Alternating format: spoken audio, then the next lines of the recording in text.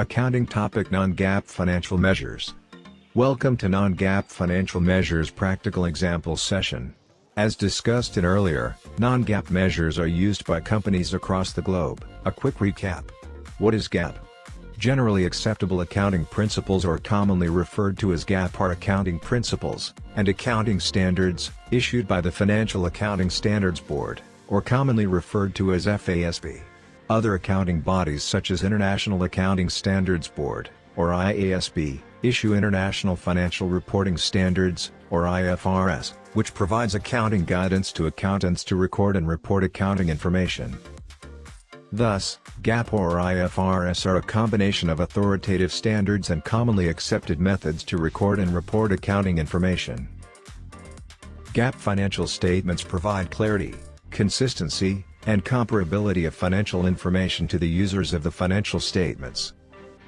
To comply with GAAP accounting standards, each set of financial statements must have the following: consolidated statements of operations and other comprehensive income, also commonly referred to as profit and loss or P&L, consolidated balance sheets, consolidated statements of cash flows or cash flows, consolidated statements of stockholders' equity. For publicly listed companies in the U.S., Securities and Exchange Commission or SEC generally requires 2 years of comparative balance sheets, 3 years of comparative P&L, and statements of cash flows and stockholders' equity. Certain qualifying emerging growth companies and smaller reporting companies are permitted by SEC to present only 2 years of audited P&L and statements cash flows and stockholders' equity. Example of statements of operations and other comprehensive statements is discussed in next slide. This presentation is also not discussing statements of other comprehensive income, or OCI.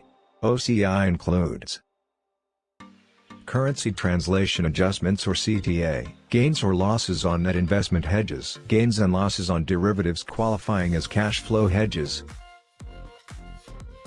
unrealized holding gains or losses on available for sale debt securities, gains and losses associated with pensions or other post-retirement benefits, etc. A question that you would have: why only P&L is reflected in next slide and not other non-GAAP financial measures, such as non-GAAP cash flow measures? You would notice, investors generally focus on the operating health of an entity. That's why in this presentation we are limiting discussion to operating results.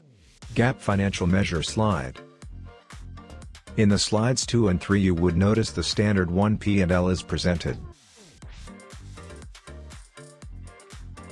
Revenue, also known as sales of products or income from product or service revenue. SEC Regulation SX Rule 52031 requires separate presentation in the P&L for certain revenue categories that exceed 10% an entity's total revenue. Example: tangible products sale, net, service revenue, rental income, etc. Second item in the P&L is costs of sales, also referred to as cost of goods sold or COGS. This item includes direct costs related to manufacture or purchase of goods sold. Costs may include raw materials, direct labor costs, machine depreciation, etc. Gross margin equals revenue minus COGS. Third item in the P&L is other operating expenses. Items included under this heading are research and development expenses or R&D. Example: IT and pharmaceutical companies incur great costs to develop new programs or new drugs. Example: COVID-19 vaccine. R&D costs can be capitalized only if they meet certain GAAP criterion, otherwise they are required to be expensed as incurred. Selling cost includes marketing costs, commission to sales team, etc., and general and administrative expenses include expenses related to accounting, human resources, CEO, CFO, etc., or referred to as SG&A. Goodwill impairment charge. Goodwill is recorded as the excess of consideration transferred over the acquisition date fair values of assets acquired and liabilities assumed in a business combination. An entity assigns goodwill to its reporting units based on the relative fair value expected at the time of the acquisition. Goodwill has an indefinite useful life and is tested for impairment at least once a year instead of being amortized both under US GAAP and IFRS. If the carrying value of the reporting unit including goodwill exceeds its fair value, an impairment charge equal to the excess would be recognized up to a maximum amount of goodwill allocated to that reporting unit. This is non-cash charge to P&L. The entity recognized goodwill impairment charge for the year because carrying value of the reporting unit exceeded its fair value. Restructuring charges is a one-time cost incurred by a company when it reorganizes its business, for example closes its manufacturing facility or downsizes its operations and lays off its employees. Transactions costs includes costs incurred related to acquisition of a business or failed business acquisition. Costs include third-party costs for finder's fees and advisory, legal, accounting, valuation, and other professional or consulting fees. Operating income equals gross margin minus sum of other operating expenses. To get to net income we deducted interest expense, that is financing costs, other non-operating income, example foreign currency gain, and income tax expense. In the third slide we will discuss basic and diluted earnings per shares or EPS calculation, a separate complex topic.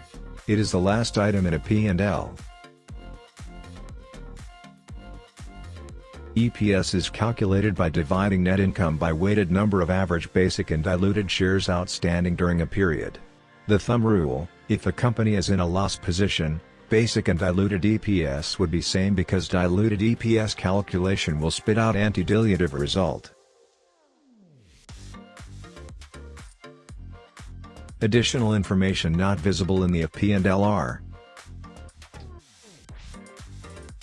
$75 million of depreciation and amortization costs, $20 million of long-term incentive plan costs.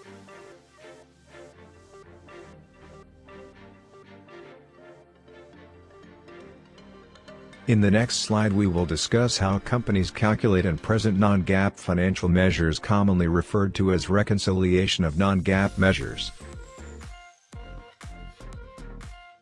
There are various ways companies present this reconciliation.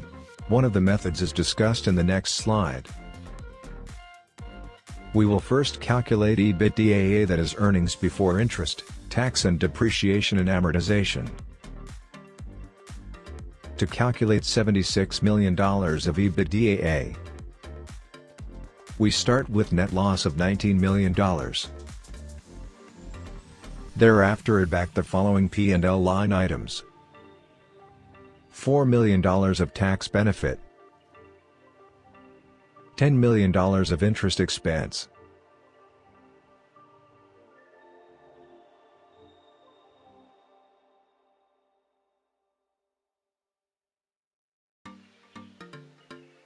$5 million other non-operating income, $75 million of depreciation and amortization expense. Companies also consider certain P&L items that they believe are not true reflections of their operating results and adjust their EBITDA. We add back to EBITDA as follows: $5 million of equity and earnings of affiliated companies, net of tax. $20 million of long-term incentive plan or LTIP, a non-cash charge to the P&L. Under LTIP, a company grants shares to employee for a predetermined price, generally market price at the grant's date or even at no cost to employees. It is a reward system designed to improve employees' long-term performance. Employee must fulfill various performance and service conditions or requirements to prove that they have contributed to increasing shareholder value. LTIP grants are generally expenses them over a 3-year period. $50 million of goodwill impairment. The entity recognized goodwill impairment charge for the year because carrying value of the reporting unit exceeded its fair value.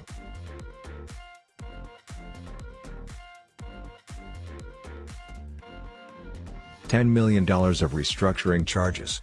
Generally included in this P&L line item relate to sale or termination of a business line, closure of business activities in a particular location, relocation of business activities from one location to another, changes in management structure or fundamental reorganization that affects nature and focus of operations. $5 million of transaction costs includes cost for hiring consultants for a proposed business combination.